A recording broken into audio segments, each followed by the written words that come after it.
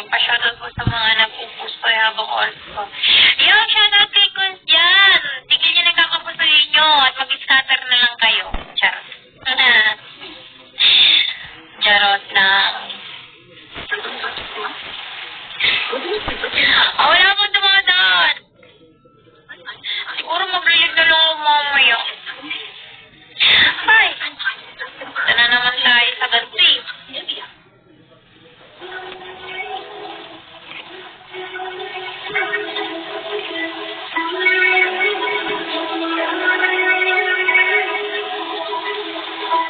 You know it hurts you, worse than it hurt, but you don't